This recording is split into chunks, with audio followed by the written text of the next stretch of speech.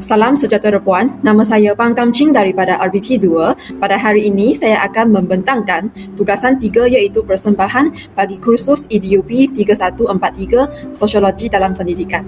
Tajuk pembentangan saya adalah kesan pemerkasaan TVET sebagai perubahan pendidikan semasa terhadap mobiliti sosial belajar.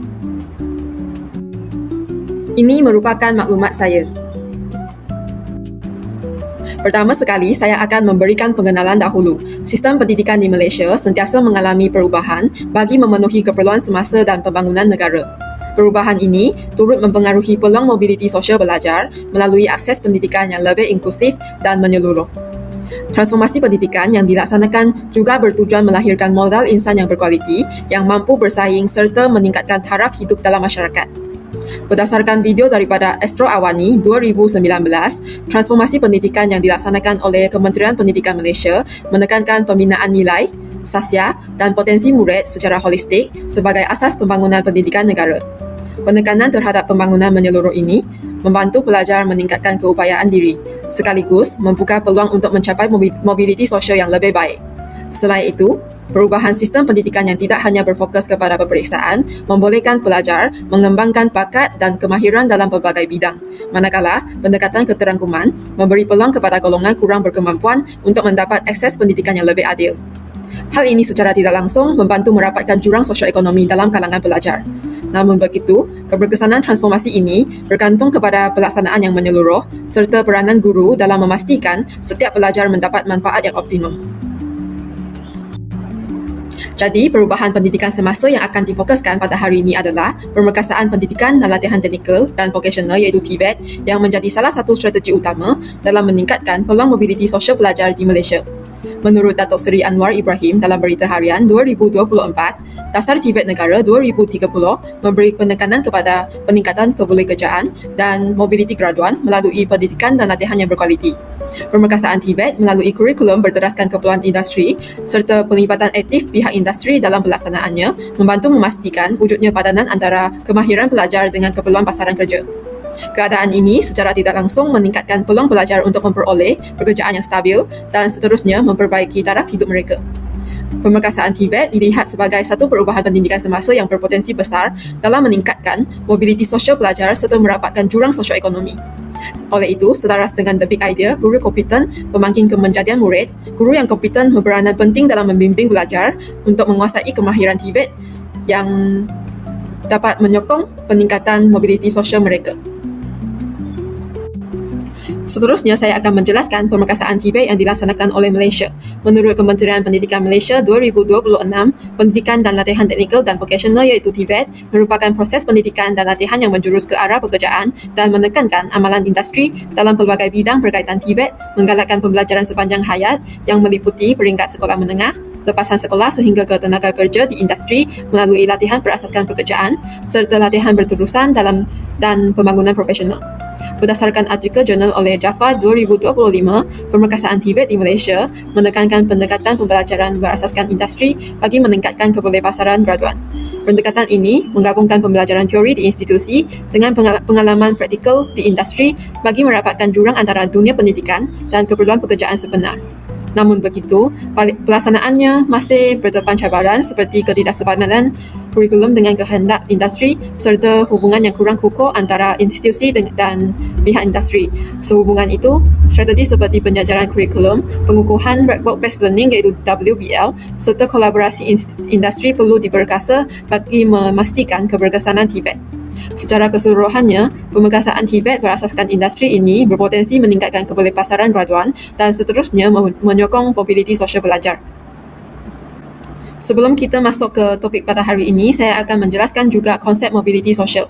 Menurut Abdullah, 2022, mobiliti sosial merujuk kepada proses perubahan kedudukan seseorang individu atau kumpulan dalam struktur sosial masyarakat. Perubahan ini berlaku apabila individu mengalami pergerakan dalam aspek pendidikan, pekerjaan atau pendapatan yang mempengaruhi status sosial mereka. Proses mobiliti sosial ini menunjukkan bagaimana seseorang boleh meningkatkan atau menurunkan kedudukan sosial berdasarkan peluang dan pencapaian dalam kehidupan. Secara umumnya, mobiliti sosial menggambarkan perubahan dalam masyarakat yang membolehkan perubahan status sosial berlaku melalui faktor seperti pendidikan, ekonomi dan pekerjaan. Terdapat 4 jenis mobiliti sosial di Malaysia. Yang pertama adalah mobiliti mendatar. Mobiliti mendatar berlaku apabila seseorang individu bertukar pekerjaan atau tempat kerja tetapi masih berada pada tahap status sosial yang sama. Perubahan ini tidak memberi kesan kepada kedudukan sosial seseorang dalam masyarakat. Contohnya, seorang guru berpindah dari sekolah A ke sekolah B tetapi masih memegang jawatan dan grade gaji yang sama. Yang kedua adalah mobiliti menegak. Mobiliti menegak berlaku apabila seseorang individu mengalami perubahan status sosial sama ada meningkat atau menurun dalam hierarki sosial. Perubahan ini biasanya berlaku melalui kenaikan pangkat, pendidikan atau perubahan pekerjaan. Contohnya, seorang kerani dinaikkan pangkat menjadi pegawai pentadbiran dengan gaji dan tanggungjawab yang lebih tinggi. Yang ketiga adalah mobiliti intragenerasi, iaitu dalam generasi. Mobiliti intragenerasi merujuk kepada perubahan status sosial yang berlaku dalam kehidupan seseorang individu sendiri sepanjang kerjayaannya. Perubahan ini menunjukkan peningkatan atau penurunan kedudukan sosial dalam satu tempoh hayat. Contohnya, seseorang yang bermula sebagai pekerja kilang kemudian berjaya membuka perniagaan sendiri dan menjadi usahawan. Yang keempat adalah mobiliti intergenerasi, iaitu antara generasi. Mobiliti intergenerasi berlaku apabila terdapat perubahan status sosial antara ibu bapa dan anak dalam sesebuah keluarga. Ia menunjukkan sama ada berlaku peningkatan atau pengekalan terhadap hidup antara generasi. Contohnya, anak kepada pemandu lori berjaya menjadi jurutera selepas menamatkan pengajian di universiti. Selepas itu, saya akan menjelaskan kesan pemerkasaan TVET terhadap mobiliti sosial pelajar. Saya akan menjelaskan kesan positif terlebih dahulu.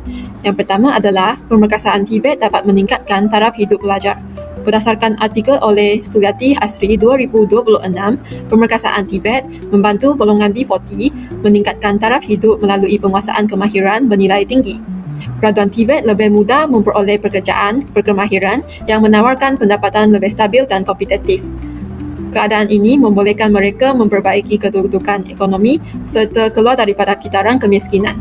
Secara tidak langsung, TVET berfungsi sebagai pemangkin kepada peningkatan mobiliti sosial dalam kalangan pelajar.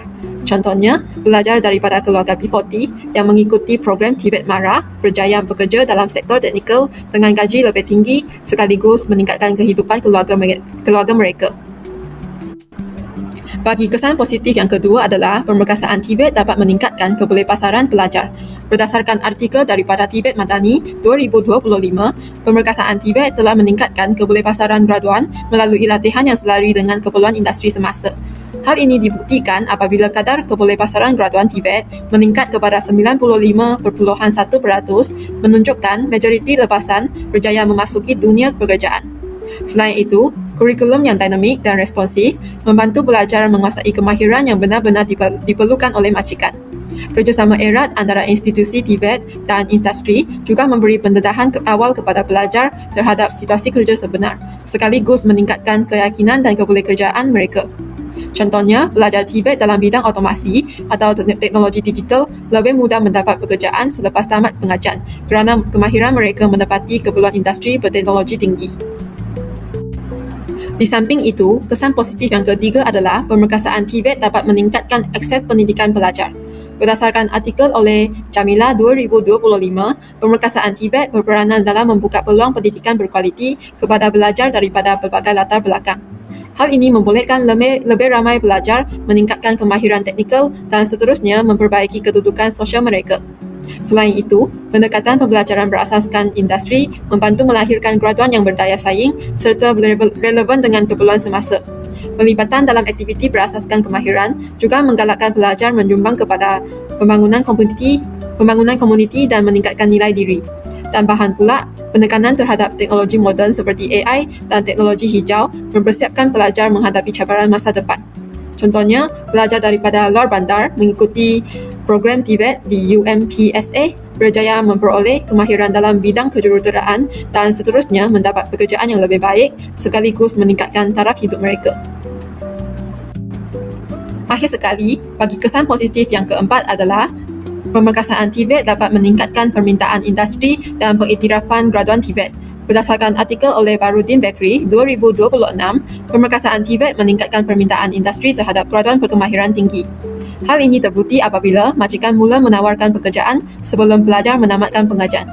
Selain itu, pengiktirafan sijil dan kemahiran menjadikan graduan lebih bernilai dalam pasaran kerja. Situasi ini turut mengubah persepsi masyarakat bahawa TVET bukan lagi pilihan kelas kedua. Sebaliknya, laluan kerjaya utama. Secara tidak langsung, ia memperkukuh kedudukan sosial pelajar dalam masyarakat. Tambahan pula, hampir 99% graduan ADTEC mendapat pekerjaan dalam tempoh singkat. Malah, terdapat syarikat besar yang mengunci pelajar seawal semester 5 dan 6. Contohnya, pelajar ADTEC dalam bidang penyelenggaraan pesawat ditawarkan pekerjaan lebih awal kerana kemahiran mereka memenuhi keperluan industri. Walaupun pemerkasaan TVET membawa pelbagai kesan positif terhadap mobiliti sosial pelajar, namun masih terdapat beberapa cabaran yang boleh memberi kesan negatif. Bagi kesan negatif yang pertama adalah masih wujud stigma terhadap TVET. Walaupun TVET semakin berkembang, masih terdapat segelintir masyarakat yang menganggapnya sebagai laluan pendidikan kelas kedua. Persepsi ini menyebabkan pelajar kurang yakin untuk memilih bidang TVET. Selain itu, ibu bapa juga cenderung mengutamakan laluan akademik berbanding kemahiran. Keadaan ini boleh menjejaskan motivasi pelajar dalam menceburi bidang TVET. Akhirnya, ia sedikit sebanyak membataskan potensi mobiliti sosial mereka. Yang kedua adalah ketidakseimbangan peluang antara pelajar. Pemerkasaan TVET masih belum dinikmati secara sama rata oleh semua pelajar. Pelajar di kawasan bandar biasanya mempunyai akses yang lebih baik terhadap kemudahan latihan moden berbanding pelajar luar bandar. Selain itu, setengah institusi TVET masih kekurangan peralatan berteknologi tinggi. Hal ini menyebabkan tahap kemahiran pelajar tidak seimbang antara satu tempat dengan tempat yang lain. Kesannya, peluang mobiliti sosial juga tidak berlaku secara menyeluruh kepada semua pelajar. Seterusnya, saya akan memberikan penilaian dan justifikasi terhadap pemerkasaan TVET sama ada dapat merapatkan jurang sosioekonomi ataupun tidak. Berdasarkan video oleh Astro Awani 2025, Timbalan Perdana Menteri Datuk Seri Ahmad Zahid Hamidi menegaskan bahawa kadar kebolehpasaran graduan TVET kini sangat tinggi, iaitu 94.5% secara purata dan 98.7% bagi institusi tertentu. Sekaligus menunjukkan TVET semakin relevan dalam pasaran kerja. Peningkatan jumlah pelajar TVET kepada lebih 423,000 orang pelajar juga membuktikan keyakinan masyarakat terhadap laluan ini semakin kukuh.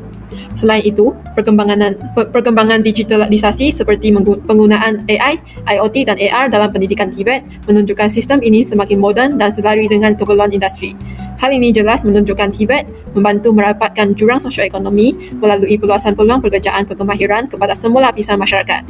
Secara keseluruhannya, pemerkasaan TVET berkesan dalam meningkatkan mobiliti sosial graduan. Ini secara langsung menyumbang kepada pengurangan jurang sosioekonomi dalam kalangan masyarakat. Seterusnya, saya akan menjelaskan cabaran guru dalam pemerkasaan TVET. Bagi cabaran yang pertama adalah kekangan penguasaan teknologi moden. Guru TVET berdepan cabaran besar untuk menguasai teknologi baharu seperti AI, otomasi dan sistem digital kerana perkembangan industri yang sangat pantas. Walaupun teknologi ini menjadi keperluan utama dalam TVET moden, tidak semua guru mempunyai latihan berterusan yang mencukupi. Hal ini menyebabkan sebahagian guru masih menggunakan pendekatan yang lama yang kurang selari dengan keperluan industri 4.0. Akibatnya, wujud jurang antara kemahiran yang diajar di institusi dengan kemahiran sebenar yang diperlukan di tempat kerja. Bagi cabaran yang kedua adalah ketidakselarasan antara latihan guru dan keperluan industri. Latihan profesional untuk guru TVET masih belum sepenuhnya seiring dengan perubahan kurikulum berasaskan industri. Guru perlu sentiasa mengikuti perkembangan sektor seperti pembuatan pintar, digital dan tenaga hijau. Namun, peluang pendedahan industri secara langsung untuk guru masih terhad dan tidak konsisten. Keadaan ini menjejaskan keupayaan guru untuk menyampaikan kemahiran yang benar-benar relevan dengan pasaran kerja. Cabaran yang ketiga adalah beban tugas pentadbiran dan pengajaran yang tinggi. Guru TVET bukan sahaja bertanggungjawab dalam pengajaran, malah turut mengurus bengkel, peralatan dan penilaian kemahiran. Selain itu, mereka juga perlu memastikan keselamatan dan penyelenggaraan makmal atau bengkel teknikal. Beban kerja ini mengurangkan masa untuk guru meningkatkan kemahiran profesional secara berterusan. Kesannya, fokus terhadap peningkatan kualiti pengajaran berasaskan industri menjadi terhad. Bagi cabaran yang keempat adalah kekurangan infrastruktur dan peralatan moden. Sebahagian institusi TVET masih menghadapi kekangan dari segi peralatan latihan yang terkini dan berteknologi tinggi. Peralatan lama tidak mencerminkan situasi sebenar industri moden yang semakin digital dan automatik. Guru juga menghadapi kesukaran untuk melaksanakan pembelajaran berasaskan amali yang lebih realistik. Hal ini memberi kesan kepada tahap kesiapsiagaan pelajar untuk memasuki alam pekerjaan sebenar. Di samping itu, saya akan memberikan cadangan penambahbaikan untuk mengatasi cabaran yang disebutkan tadi. Yang pertama adalah penguasaan teknologi moden oleh guru Tibet. Untuk mengatasi kekangan penguasaan teknologi moden, guru Tibet perlu diberikan latihan berterusan dalam bidang teknologi baharu seperti AI, IoT dan otomasi. Pihak kerajaan dan institusi Tibet boleh memperkukuh program pembangunan profesional guru secara berkala. Selain itu, kerjasama dengan industri teknologi perlu diperluaskan bagi memberi pendedahan sebenar kepada guru. Hal ini membolehkan guru lebih bersedia untuk mengintegrasikan teknologi moden dalam proses pengajaran dan pembelajaran. Yang kedua adalah pengukuhan kerjasama industri dan institusi Tibet. Untuk menyelesaikan ketidakselarasan antara latihan guru dan keperluan industri, menurut Datuk Seri Anwar Ibrahim 2023, penambahbaikan boleh dilakukan melalui kerjasama antara institusi Tibet dengan industri di lokasi sebenar. Guru dapat didedahkan kepada teknologi dan amalan kerja industri secara langsung. Hal ini membantu memastikan pengajaran lebih selari dengan keperluan pasaran kerja semasa. Kesannya, guru lebih bersedia menyampaikan kemahiran yang relevan kepada pelajar. Contohnya, kerjasama dengan industri seperti Proton di Pekan dan GD di Tanjung Malim. Yang ketiga adalah mengoptimalkan pengurusan tugas guru Tibet. Untuk mengurangkan beban tugas pentadbiran dan pengajaran yang tinggi, pengagihan tugas perlu dibuat secara lebih sistematik di institusi Tibet. Pihak pentadbiran boleh menambah kaki tangan sokongan bagi membantu urusan bengkel dan dokumentasi. Selain itu, penggunaan sistem digital boleh diperluaskan untuk memudahkan kerja pentadbiran guru. Hal ini membolehkan guru memberi lebih tumpuan kepada pengajaran dan pembangunan kemahiran pelajar. Yang keempat adalah peningkatan infrastruktur dan peralatan moden. Untuk mengatasi kekurangan infrastruktur dan peralatan moden, menurut Datuk Seri Dr. Ahmad Zahid Hamidi 2026, penyediaan kemudahan Tibet perlu dirancang secara menyeluruh berdasarkan keperluan program, lokasi dan unjuran pelajar. Hal ini memastikan institusi Tibet mendapat fasiliti yang lebih sesuai dan relevan dengan keperluan industri semasa. Pendekatan ini juga membolehkan latihan dijalankan secara lebih fleksibel tanpa bergantung sepenuhnya kepada kemudahan tetap seperti asrama. Selain itu, pelaksanaan projek pembangunan dan penggunaan teknologi moden seperti tenaga solar turut memperkukuh infrastruktur Tibet. Contohnya, pemasangan kemudahan latihan berteknologi tinggi di institusi Tibet bagi meningkatkan keberkesanan pembelajaran amali belajar. Secara keseluruhannya, permekasaan Tibet menunjukkan bahawa guru yang kompeten sangat penting dalam memastikan keberkesanan pengajaran dan pembelajaran. Guru yang berkemahiran serta peka terhadap perkembangan industri mampu melahirkan pelajar yang lebih berkualiti dan berdaya saing. Hal ini selari dengan the big idea guru kompeten pemanggil kemanjadian murid yang menekankan peranan guru dalam membentuk kemanjadian murid secara menyeluruh. Selepas itu, kita akan terus kepada sesi soal-jawab. Soalan pertama adalah, pada pandangan anda, sejauh mana perpengkasaan Tibet benar-benar membuka peluang mobiliti sosial kepada pelajar daripada latar belakang sosioekonomi rendah? Berikan contoh atau tata sokongan. Yang pertama, kebolehpasaran tinggi membuka peluang pekerjaan B40. Tibet terbukti meningkatkan peluang pekerjaan kerana kadar kebolehpasaran graduan sangat tinggi. Hal ini menunjukkan graduan cepat mendapat kerja selepas tamat latihan. Selain itu, permintaan industri terhadap tenaga mahir semakin meningkat. Contohnya, kadar kebolehpasaran graduan Tibet Mara mencecah sekitar 96% hingga 97.9% dalam tempoh 2023 sehingga 2025. Yang kedua, laluan Tibet mengurangkan jurang pendapatan B40. Tibet membantu pelajar B40 memperoleh kemahiran teknikal yang bernilai tinggi. Hal ini membolehkan mereka mendapat pekerjaan bergaji lebih stabil. Selain itu, kemahiran industri meningkat peluang kenaikan pendapatan. Contohnya, ramai graduan Tibet berjaya bekerja dalam sektor teknikal yang menawarkan gaji yang lebih kompetitif berbanding pekerjaan tidak mahir. Yang ketiga adalah peningkatan enrolment menunjukkan akses sosial lebih luas. Tibet semakin menjadi pilihan utama pelajar daripada pelbagai latar belakang termasuk B40. Hal ini menunjukkan akses pendidikan kemahiran semakin terbuka dan inklusif. Selain itu, keyakinan masyarakat terhadap Tibet semakin meningkat. Contohnya, lebih 212,000 pelajar baharu mendaftar dalam institusi Tibet di seluruh negara dalam 1 tahun. Yang keempat adalah hubungan industri mempercepat mobiliti kerjaya. Tibet mempunyai hubungan rapat dengan industri yang membantu pelajar mendapat pekerjaan lebih awal. Hal ini membolehkan pelajar B40 memasuki pasaran kerja dengan lebih cepat sebelum tamat pengajian. Selain itu, latihan industri meningkatkan kemahiran sebenar pelajar. Contohnya, terdapat syarikat industri yang mengikat pelajar Tibet seawal semester akhir kerana yakin dengan kemahiran mereka. Bagi soalan yang kedua, adakah stigma masyarakat terhadap laluan Tibet masih menjadi penghalang kepada mobiliti sosial? Bagaimana isu ini boleh diatasi secara sistematik? Pada pandangan saya, stigma masyarakat masih menjadi penghalang kepada mobiliti sosial. Stigma bahawa Tibet ialah laluan kelas kedua menyebabkan pelajar kurang berminat walaupun mempunyai potensi kemahiran. Persepsi ibu bapa yang lebih mengutamakan laluan akademik turut menghadkan peluang pelajar meningkatkan taraf hidup melalui Tibet. Contohnya, pelajar SPM memilih universiti akademik kerana tekanan keluarga walaupun peluang kerja Tibet lebih tinggi.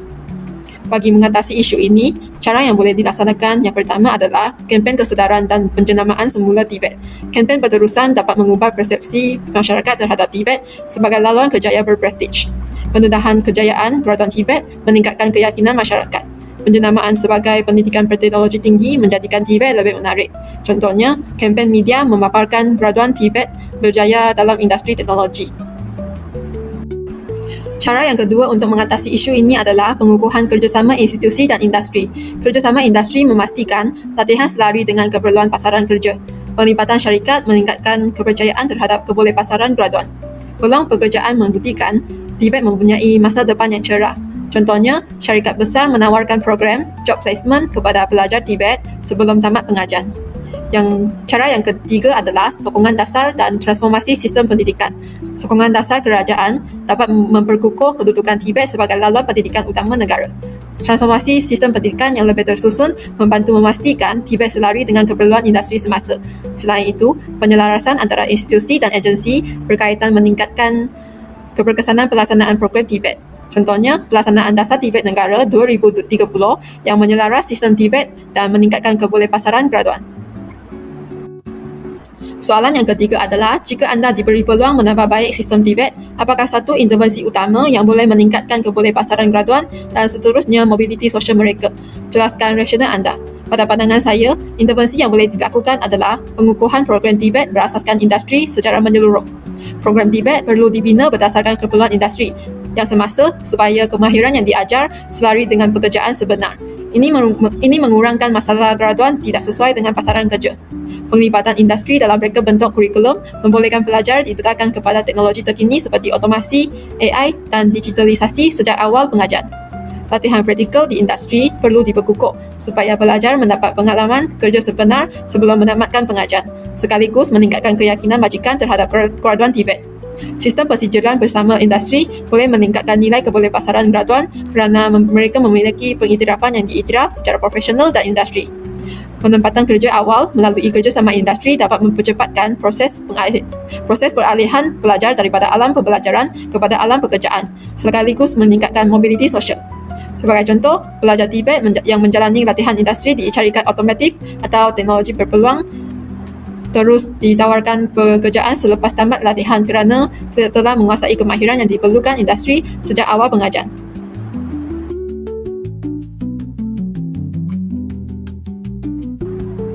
Ini merupakan sumber rujukan yang saya gunakan sepanjang menyiapkan tugasan ini. Itu sahaja daripada saya. Sekian, terima kasih atas perhatian yang diberikan.